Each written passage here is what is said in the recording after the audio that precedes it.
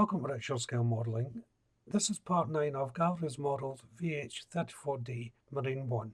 Scale is 1 to 48.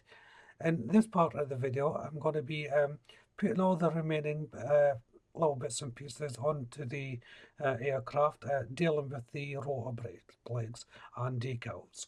So let's jump into this and see how well I get on. So I'm starting off with making up the wheels. These are just two halves placed together. There's a little bit of tidying up to do before I can do this though. So I'm just scraping off the primer and any burrs on the actual rim. And then it's just a simple case of pushing the two halves together. And once it's dry, I can then place in the main strut. This fits in beautifully. It's really tight. And just a little firm push places them. You don't really need any cement if you want a fixed wheel. If you don't want a fixed wheel, that is, they can't freely move. But I put in a little bit of cement, and I'm painting this with Life Colours Black Rubber Shades Tire Black. So you may have seen me paint them earlier on the initial with the hubcap and that is. So I'm just finishing off the painting process. Simple enough to attach as well. First of all, the wheel and the main strut goes in. There's a really good location point housing for this. It just pushes right in and to stabilise the wheel. It just needs a little bit of manoeuvring so that you can get it into the right position. And then the next strut just sits just below where I put the house and the photo edge part. So I anchored it there first and pushed it in before lining it up with the wheel. A simple process. Yeah, initially I thought it didn't fit. It was too short, but I didn't get the angle right, so I just had to push up the wheel until it married up with the main strut. Onto the rotating mechanism. Now I decided the pin that's going to go inside from the rotating mechanism to the engine itself is not long enough, so I've decided to replace that. So I'll just cut it out and I'm adding a cocktail stick inside. It will just give me a better anchor point, and if I want to rotate the blades I can easily do so. I should point out the sun decided to come out while I was doing this, so I'm getting a lot of light issues on this part of the recording. I've tried to tone it down. This is a toned down, believe it or not. But you may see different contrasts as the video is going along. I'm just trying to balance it out. And it's onto the rear wheel. There's a little housing to be made up with this. I suggest making it up on the wheel. You can actually even make it up on the fuselage if you so wish. Either way will work, but I find this way a little bit better. So as you can see there, I've made up half of it, and I'm just touching up the paint. And that half I'm placing inside on the fuselage. It does have a little location point to sit onto. There's a little bracket, and the housing goes out on each side, so it's fairly easy to fit in. And then I'll just push on the other side of the bracket to complete that part of the build. I almost forgot to put these on.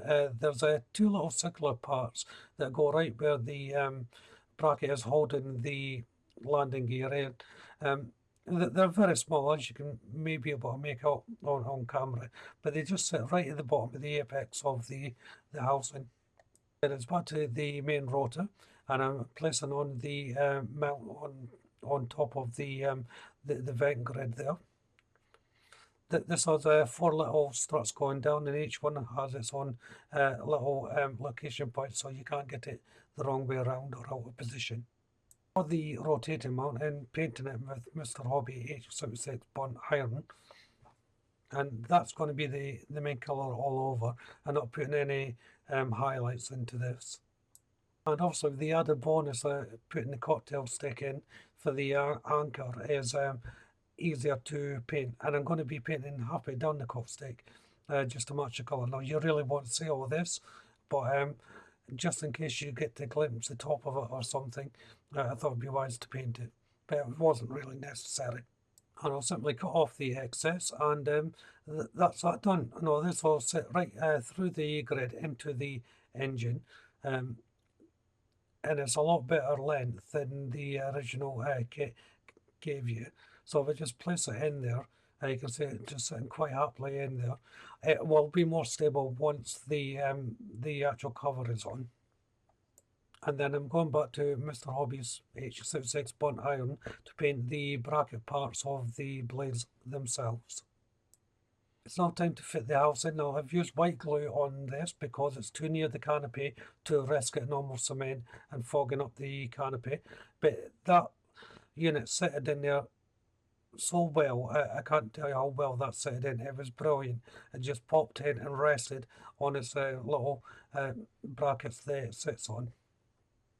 So as you can see, I'm just touching up on little bits of paintwork, predominantly tidying up the struts on various parts. And then it's back to the rear blades, and I'm just placing in its drive shaft here. It's a very thin part, so you have to be careful not to push it in too firmly and snap it. Now, I should add as well, these blades are not going to be fitted until everything else is completed. So once I put on the decals and everything like that. The main blades fitting was a very simple process, and I'll point out as well how this is designed. It's really good. They go into it's like a socket system. They just get pushed in to the main rotor unit. A lot of times when I've done these helicopters, it's just a little bit of bracket that sits on top of each other, and they tend to take ages to dry and they can break. But because this is a little socket, you just push them in. They're not going to go anywhere once one's in. It's a really good, effective design. So I'm just placing the last one in now. Now onto the rear, and I've got a couple of the location lights to put on. So just a little bit of white glue, and there's two clear plastic parts that I'm placing on. And they just pop on the top there without any fuss. Next I'm placing on the windscreen wipers, and I've painted Mr. Hobby H2 gloss black, and these are two little 4-inch parts I'm placing on. They're really too small for my camera to pick them up. And the last thing to go on is the stabilising wing. Now there is a couple of grab handlebars at the bottom there that I placed on. I forgot to record them, but they were just simply pushed in with their location points.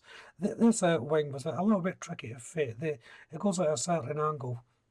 So it took a little bit of jigging to get right.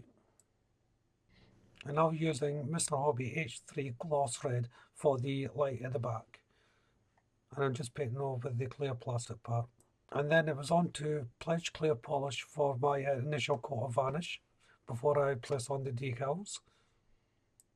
So it's time to place on the decals, and as always I like to fast forward this part because it's a fairly straightforward process, and once you see one decal going on, you've really seen them all.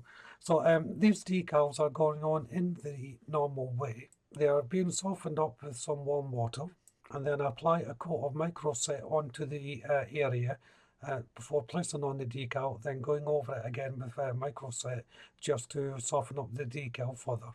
And this just helps it grip the model into the contour lines. And there's not that many decals to go on.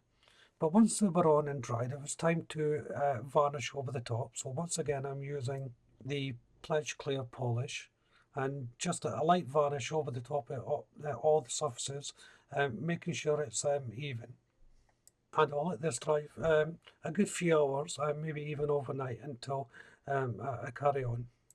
In the end, I did let it dry overnight, and as you can see there, everything is all nicely bedded in now. So it's time to put on the rotor blades, and this will be the last job. So as you can see, the rear one, you can see just about make out the location point on it, and the pin sits into it. Now this pin, as I said before, is very fragile, so you can't put too much pressure on it.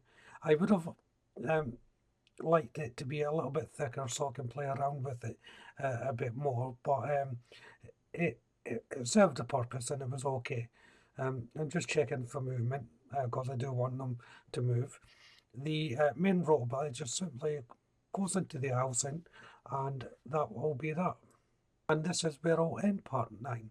So if you haven't done so already, why don't you check out the channel for my other builds? If you subscribe to the channel, hit the notification bell, that way you'll be kept up to date with all my future builds, including this one of course. Hit the like button, don't be afraid to leave a comment, and of course you can share the video. But for now, thank you all very much for watching. Bye bye.